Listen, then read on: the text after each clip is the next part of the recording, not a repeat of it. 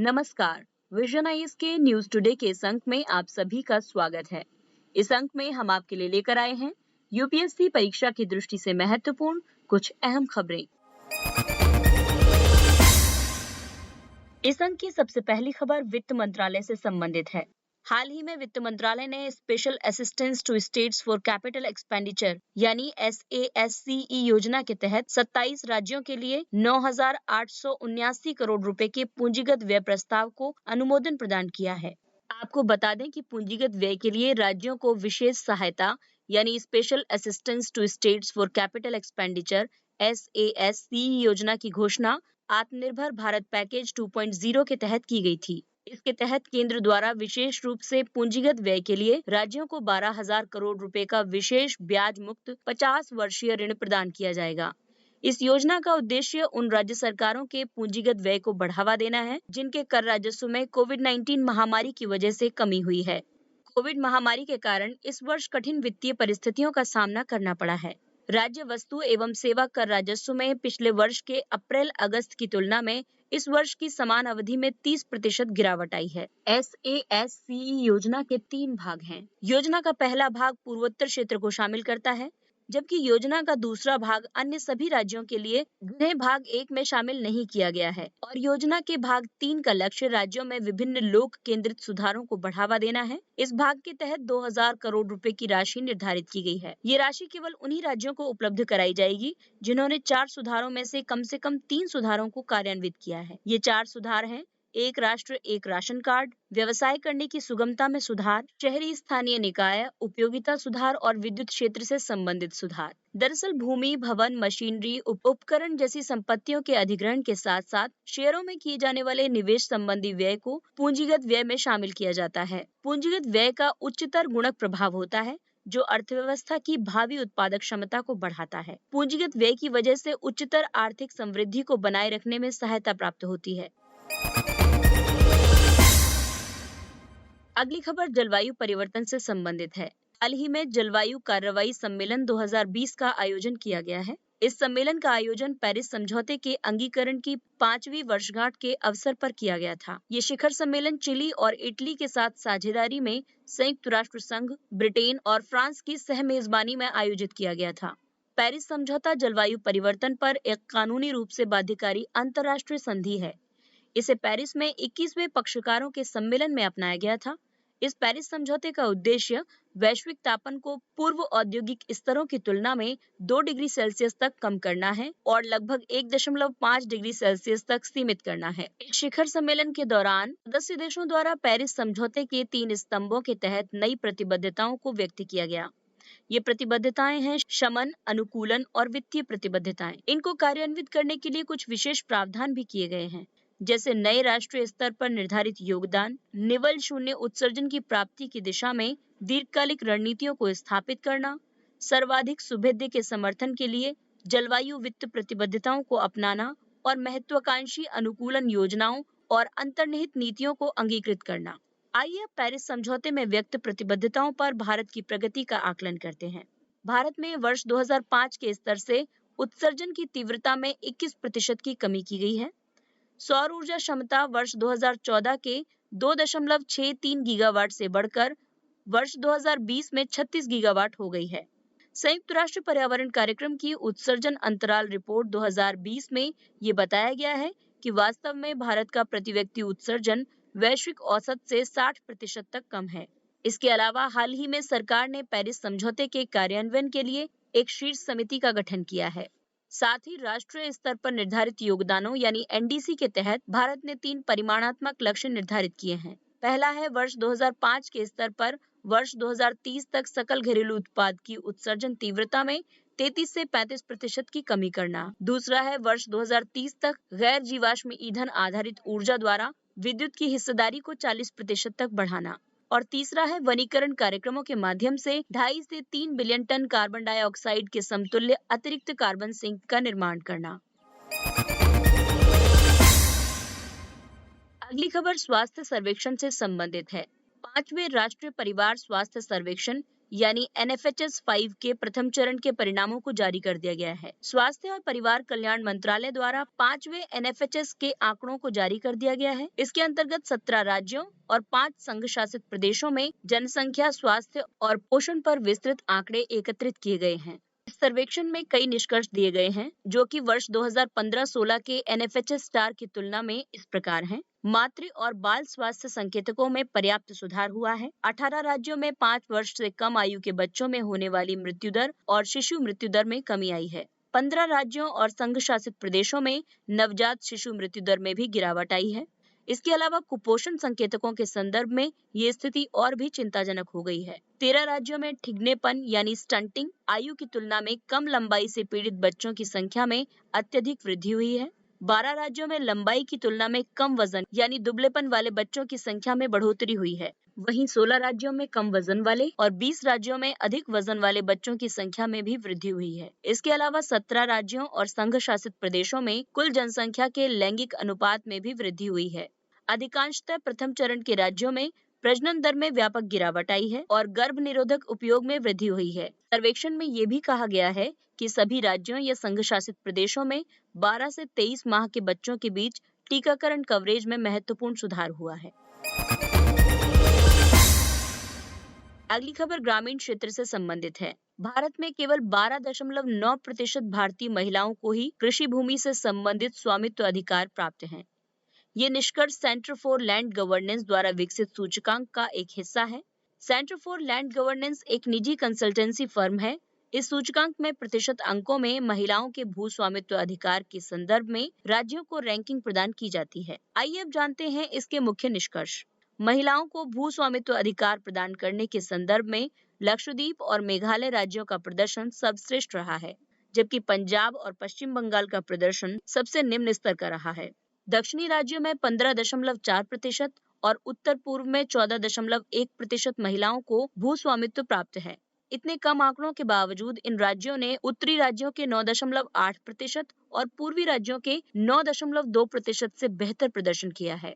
भारत में कृषि में महिलाओं की हिस्सेदारी देखी जाए तो कृषि श्रम शक्ति में महिलाओं की हिस्सेदारी लगभग 32% है, जबकि कृषि उत्पादन में इनकी हिस्सेदारी 55 से 66% रही है। पुरुषों द्वारा ग्रामीण क्षेत्रों से शहरी क्षेत्रों की ओर प्रवास में वृद्धि की वजह से कृषि क्षेत्र में महिलाओं की संलग्नता में बढ़ोतरी हुई है। इस क्षेत्र में वे कृषक, उद्यमी और श्रमिक जैसी विभिन्न महत्वपूर्ण भूमिकाएं निभा रही हैं। अगली खबर परिवार नियोजन से संबंधित है। केंद्र सरकार ने उच्चतम न्यायालय के समक्ष अपने प्रत्युत्तर में ये मत प्रकट किया है कि दंपतियों को परिवार नियोजन अपनाने के लिए बाध्य नहीं किया जा सकता है। 2 बच्चों के मानदंड को कठोरता से लागू करने के उपायों को अपनाने के लिए दायर एक याचिका का जवाब देते हुए केंद्र ने उच्चतम न्यायालय के समक्ष ये मत प्रस्तुत किया है कि जनसंख्या नियंत्रण की दिशा में बच्चों की एक निश्चित संख्या के निर्धारण संबंधी बाध्यता से वांछित परिणाम उत्पन्न नहीं हो सकते हैं। साथ ही ये जनसांख्यिकीय विकृतियों का भी कारण बनती है। सरकार द्वारा अंतर्राष्ट्रीय जनसंख्या और विकास सम्मेलन 1994 के तहत एक्शन प्रोग्राम का संदर्भ दिया गया है। ये प्रोग्राम स्पष्ट रूप से बाध्यकारी परिवार नियोजन के विरुद्ध है। भारत इस सम्मेलन का एक हस्ताक्षरकर्ता देश है। भारत में परिवार नियोजन कार्यक्रम की प्रकृति स्वैच्छिक है। ये दंपतियों को उनके लिए सबसे उपयुक्त और उनके स्वयं के निर्णय के अनुसार बिना किसी बाध्यता के अपने परिवार के आकार या संख्या को निर्धारित करने और परिवार नियोजन के तरीकों को अपनाने में सक्षम बनाता है। के अलावा राष्ट्रीय जनसंख्या नीति 2000 और राष्ट्रीय स्वास्थ्य नीति 2017 भी परिवार नियोजन में स्वैच्छिक चयन का समर्थन करती है। आपको बता दें कि राष्ट्रीय स्वास्थ्य नीति 2017 वर्ष 2025 तक 2.1 के कुल प्रजनन दर की लक्ष्य की प्राप्ति की दिशा में स्वास्थ्य प्रणालियों को आकार देने में सरकार की भूमिका को प्राथमिकता प्रदान करती है। जनसांख्यिकी की हालिया प्रवृत्तियां भारत में धीमी जनसंख्या वृद्धि दर को दर्शाती हैं। NFHS 4 के अनुसार भारत में प्रचलित वास्तविक प्रजनन क्षमता 2.2 की तुलना में वांछित प्रजनन क्षमता केवल 1.8 है। दशकीय वृद्धि दर की बात करें तो वर्ष 1991 से 2001 के बीच 21.54 से घटकर वर्ष 2001 से 2011 के बीच 17.64% की तीव्र गिरावट दर्ज की गई है। कुल प्रजनन दर एक महिला के जीवन काल में उसके द्वारा जन्मे या संभावित जन्म लेने वाले बच्चों की कुल संख्या को संदर्भित करती है। आपको बता दें कि ये गणना जनसंख्या में आयु विशिष्ट प्रजनन की प्रचलित दर के अधीन है। प्रति महिला लगभग 2.1 बच्चों के टीएफआर को प्रतिस्थापन दर प्रजनन कहा जाता है। टीएफआर यानी कुल प्रजनन दर का आरएलएफ यानी प्रतिस्थापन स्तर प्रजनन से कम होना देश की आबादी में गिरावट को दर्शाता है। आइए अब नजर डालते हैं कुछ संक्षिप्त किंतु महत्वपूर्ण खबरों पर। सनराइज उद्योग। हाल ही में नीति आयोग के मुख्य कार्यकारी अधिकारी ने सनराइज क्षेत्रों पर ध्यान देने की आवश्यकता पर बल दिया है। सनराइज उद्योग ऐसे उद्योग हैं जो अपने प्रारंभिक चरण में किसी विकासशील क्षेत्र या बाजार में होने वाले त्वरित उछाल को संदर्भित करते हैं। सामान्य तौर पर उच्च विकास दर, विभिन्न स्टार्टअप्स और उद्यम पूंजी आधारित निधियन सनराइज उद्योगों की विशेषताओं के रूप में संदर्भित किया जाता है। सनराइज उद्योग के उदाहरण हैं खाद्य प्रसंस्करण उद्योग और स्वास्थ्य देखभाल क्षेत्र आदि। Bharat bond exchange traded fund (ETF) सरकार द्वारा निकट भविष्य में भारत बॉन्ड ईटीएफ की तीसरी श्रृंखला को आरंभ किया जाएगा। भारत बॉन्ड ईटीएफ वे एक्सचेंज ट्रेडेड फंड है जिसके माध्यम से सार्वजनिक क्षेत्र की कंपनियों के AAA रेटेड और निश्चित परिपक्वता अवधि वाले बॉन्ड में निवेश किया जाता है।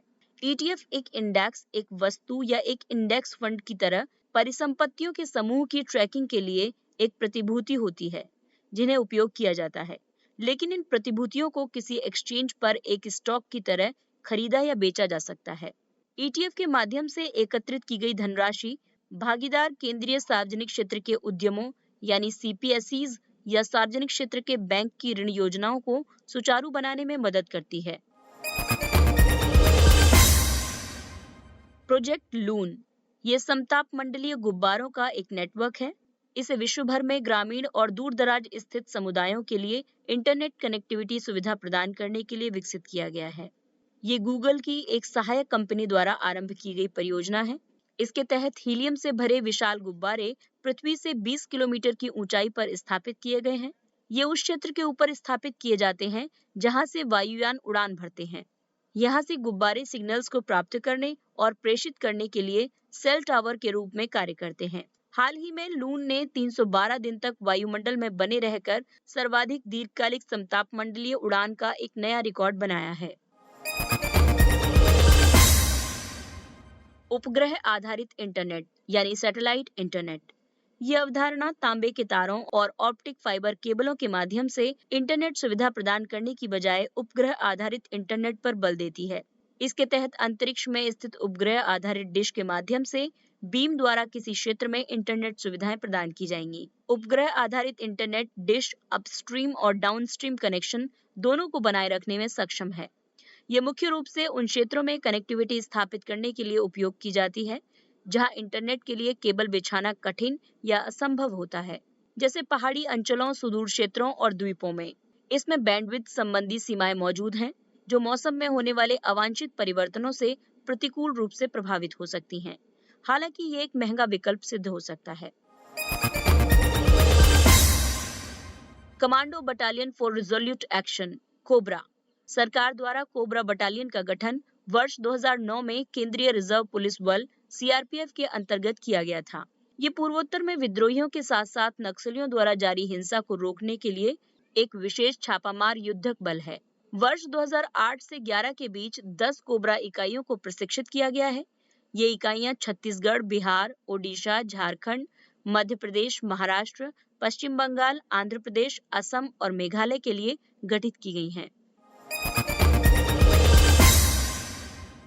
बकशाली पांडुलिपि। ऑक्सफोर्ड विश्वविद्यालय द्वारा बकशाली पांडुलिपि पर मुद्रित एक काले बिंदु को शून्य के लिए गणितीय प्रतीक के प्रयोग के प्रथम रिकॉर्ड के रूप में अभिनिर्धारित किया गया है।